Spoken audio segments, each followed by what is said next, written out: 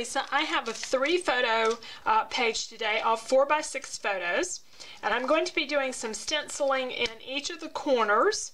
I want to keep these photos were taken in an art museum, and I want to keep some kind of clean look here. I pulled out some different pattern papers, but I really decided I'd rather just have some graphics and not have any pattern paper. I am going to be doing a couple of tags for the title and for the journaling, and I'll show you the sketch on the screen. I have not printed it yet, so here's what the sketch looks like.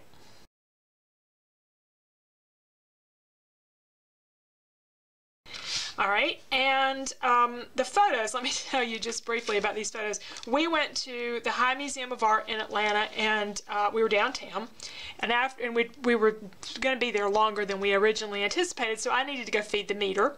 Outside the museum, they had these hammocks, so my husband decided he would just wait for me while I went to feed the meter, and I started towards the van, and I turned around and watched him getting in one of the hammocks, and I thought, now this is a photo opportunity I can't pass up. So there's him trying to get in the hammock, and I went around and took a picture of him, you know, as he's kind of getting settled, and this is what he looked like when I came back. Meters have become a lot more sophisticated. It's the last time I was downtown in a big city, apparently. It took me a while to get the thing, to get more time added onto it, and so he had a little bit of nap time. I wasn't gone that long. But anyway, we're going to be using some craft cardstock for the background, and over my stencil, what I'd like to do is to have, I thought about red, but I'm going to do probably some red lettering, and I've got so much red in the middle that I'd like to keep the red centered and not be distracted with that in the corners. So I'm going to use some silver or pewter perfect pearls to add some color to my gel medium, and this will give me a really beautiful finish. So using heavy gel, and I'm going to add some of that and into just a lid left over from something, along with a little bit of the perfect pearls. What happens with the gel is that white color disappears, it becomes clear. So whatever you add to it will be a lot more intense in color than what it appears when you mix it up. Once all that white goes away, you're left with a lot of pewter. So I can't use too much of it, and sometimes I do a sample to see, but I've done this enough to have a pretty good idea what color I'm going to get based on how light it looks here. This is also just a cardstock background. I say just a cardstock background. It's a great way to do backgrounds is use cardstock. However, the thing with cardstock, of course, is I usually have more than one piece, especially craft. So if I mess it up, I haven't messed up the very last piece of pattern paper that I have of a particular kind. So I can either turn it over, depending on how it comes out, or just start over with another one. So in this case, it came out fine.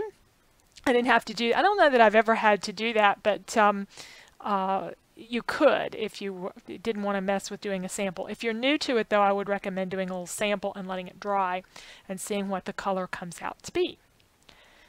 So I'm using the Cubist, mini Cubist stencil from Crafter's Workshop. I got this at Amazon. I don't normally buy stencils from them. They're not the cheapest, but it was the only place I could find this particular one at the time. And I almost did not mix up enough stuff. I had to go get a spoon and dig out the last little bit of it so I didn't have to mix more and try to match the color. So here we are. I've slowed things down because I'm going to show you what this looks like wet once I take the stencil off. Because we're going to get a close-up of it wet, and then you're going to see it dry, and you'll see how much darker it gets.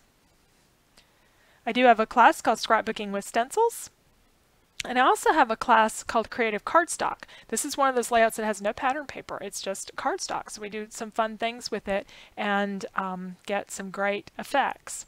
So there's the finished look, much darker, much bolder, but still a subtle color compared to all that red. And now I want to pick out some letters for titles. I really liked this font. It's called the Doll font from American Crafts, but I didn't have any of them. There were 4 letters in the word I was trying to spell, and 3 of them were not in that set. So I had to go to a more recent set. The red is a little bit brighter. It's not quite what I was looking for, and the letters are pretty big, but they're okay. We're going to see how those work out for us. We don't have a lot on this page besides the photos and that background, so I can have a pretty large or pretty bold title.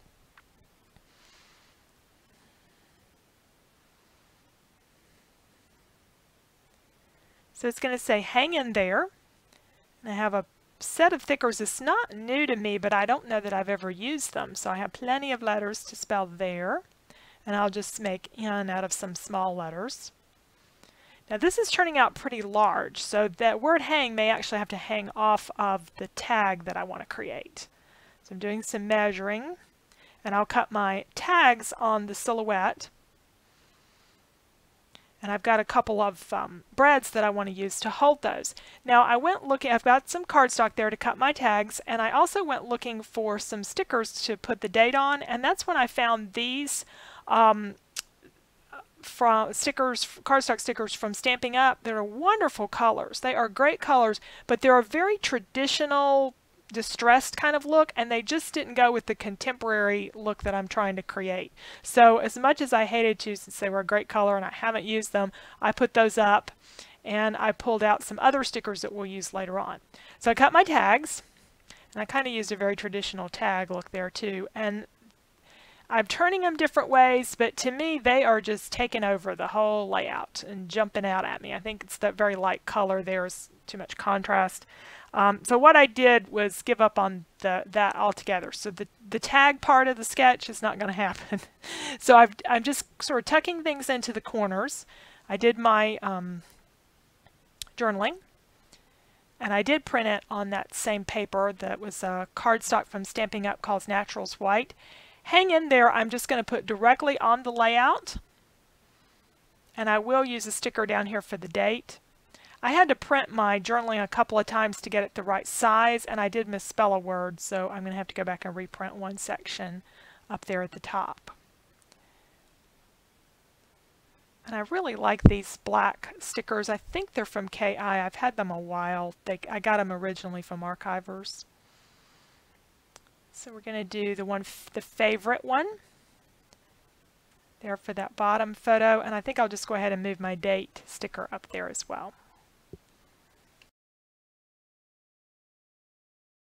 So that was the sketch I started out with. This is the sketch I ended up with.